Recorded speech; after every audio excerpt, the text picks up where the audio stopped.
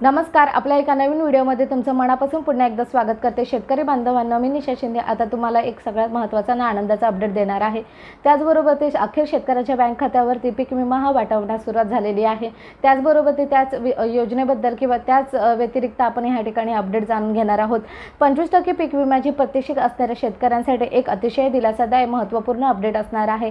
राज्यातील ज्या अधिसूचना व महसूल मंडळाच्या 25% पीक विमा अधिसूचनेच्या माध्यमातून मंजूर केला आहे, अशा सर्व महसूल मंडळांना पीक विमा मिळण्याचा मार्ग हा मोकळा झालेला आहे।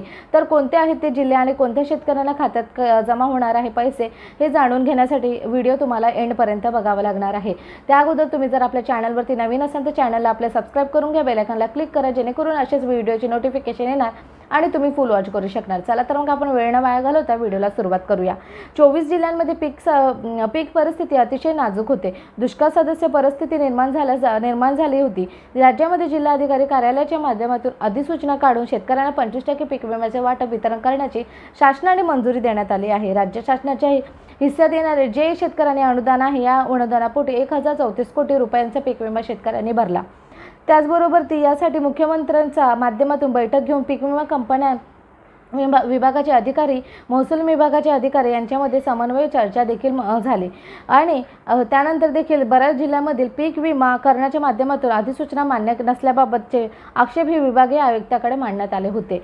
अमरावती जिल्ह्यांमध्ये 41 महसूल मंडळ पात्र करण्यात आलेली आहे, परंतु पीक विमा कंपन्यांच्या माध्यमातून अंजनगाव सुरजीमधील 4 महसूल मंडळात पात्र करण्यासाठीचं घाट घालण्यात पात्र करण्यासाठी बीड, लातूर हीच धाराशिव किंवा सोलापूर अशा वेगवेगळ्या जिल्ह्यांमध्ये पीक विमा कंपनीच्या माध्यमातून आक्षेप नोंदवण्यात आलेला आहे। गंभीर परिस्थिती निर्माण करण्यात आलेले आहे। तरी पण आपण नेक्स्ट आक्षेपाच्या संदर्भात झालेल्या सुनावणीमध्ये विभागीय आयुक्ताच्या माध्यमातून करण्यात आलेली पीक विमा कंपन्यांच्या याचिकाही फेटाळण्यात आली होती, परंतु काही दिवसांनी याला मंजुरी देण्यात आलेली आहे। नाशिक, अहमदनगर, पुणे, जालना आणि छत्रपती संभाजीनगर, बीड, लातूर, अकोला, अमरावती, नागपूर, चंद्रपूर, सांगली, सातारा, जळगाव, धुळे, नंदुरबार, सोलापूर, बुलढाणा, वाशिम या जिल्ह्यांमध्ये अधिसूचना काढून पीक विमा वितरणाचा मार्ग हा मोकळा झालेला आहे।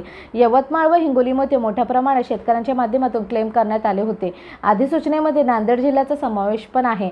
बहुतांश भागामध्ये पीक विमा कंपनीच्या माध्यमातून अधिसूचना मान्य करण्यात आल्या आहेत, जसे अहमदनगर, नाशिक किंवा इतर सर्व जिल्ह्यात यामध्ये पीक विमा कंपनीच्या माध्यमातून प्रक्रिया देखील सुरू करण्यात आली आहे।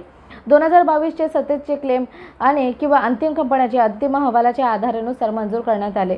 पुढच्या आठवड्यामध्ये किंवा येणाऱ्या या पुढच्या आठवड्यामध्ये 25% अग्रिम किंवा 75% पीक विमा क्लेम केलेला किंवा पीक विमा यासह त्याचबरोबर 2022चा उर्वरित पीक विमा देखील ज्या उर्वरित शेतकरी होते त्या ठिकाणचा सुद्धा पीक विमा शेतकऱ्यांना मिळण्याची घोषणा मुख्यमंत्री एकनाथ शिंदे यांनी करण्यात आलेली आहे।